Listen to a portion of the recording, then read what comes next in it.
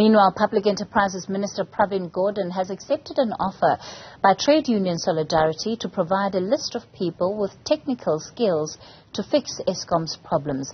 Among them are those with engineering, mechanical, nuclear, electrical, as well as maintenance skills who will be able to operate the power stations. For more on this, we're also joined by former Eskom Generation Executive Manager Vally Padayachee. Vally, good evening to you. Thank you for your time.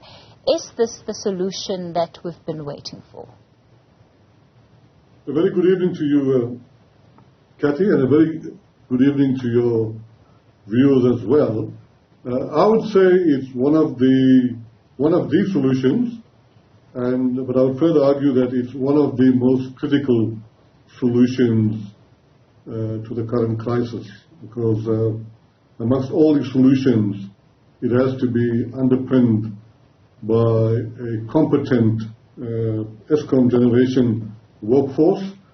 And when I say competent, I mean they're skilled, experienced, and come with the right qualifications. It seems that this is part of what this deal is meant to do, because Solidarity speaks about, some officials that it's aware of that are part of its ranks who are helping build power stations in other countries who are former Eskom employees. Yeah, I think maybe at the outset I must just say that it's not only Solidarity people that kept the lights burning in Eskom over the years, and I say that with due respect to Solidarity. There were lots of other people, and lots of them are employed now, for example, by the NSB, SAIS, and other organizations. Yes, I think if I go back to my days from Eskom and since leaving there, a number of the competent people have left, and I think that's where the gap is. And I want to focus not so much more on the engineers, artisans, etc. I think we are neglecting a very important resource in the power station, which is the operator. The operator is like the pilot of a power station, equivalent to the pilot of an aircraft. And of recent years, we've lost a number of operators, and we've recruited a number of operators, but I would argue that they're not at the same level as you would require an operator to be, not at a critical level. I mean, I would still say that the power stations have the critical mass to operate safely, but we could do better in terms of getting operators upskilled. And also, I think if you look at Koeberg operators perform well, because the Koeberg station is regulated by the nuclear regulator. We need a similar type of regulation by NESA for the coal-fired power stations. But I think what I'm saying is that besides artisans, engineers, and so on, skilled and competent, we need a highly competent operator, because he is like the pilot of an aircraft, pilot of the power station.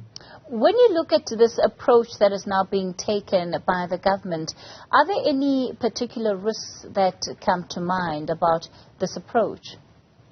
Yes, I think we must be very, very careful as to how we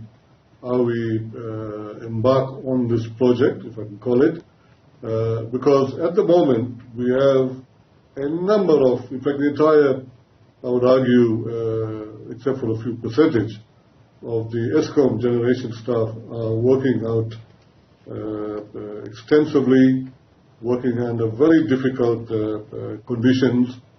The morale is low, I would argue also as well. And therefore, when we bring on these new or previous incumbents onto the power station floor, we've got to do it in a very, very careful approach, that we don't disempower the current employees. And we've had discussions with the Eskom top leadership in this respect.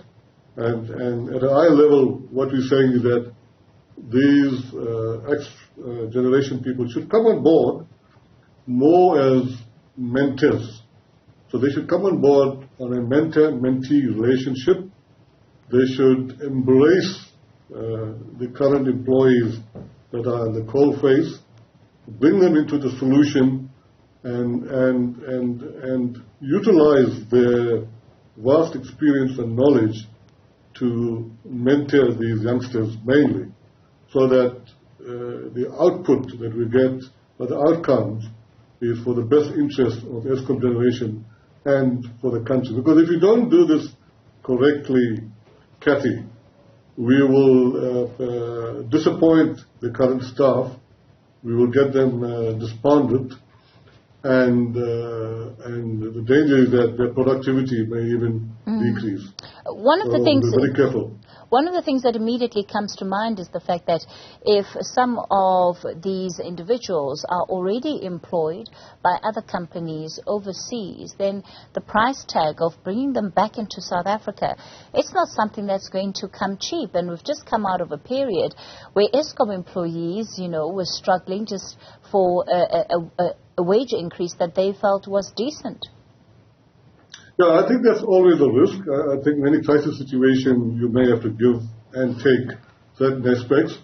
I think we must just not rush and bring on every ex-employee back into generation. I would argue that lots of ex-employees that left were also deadwood, and it was good to also see them leaving. So we don't want them returning and slipping through the cracks back into generation.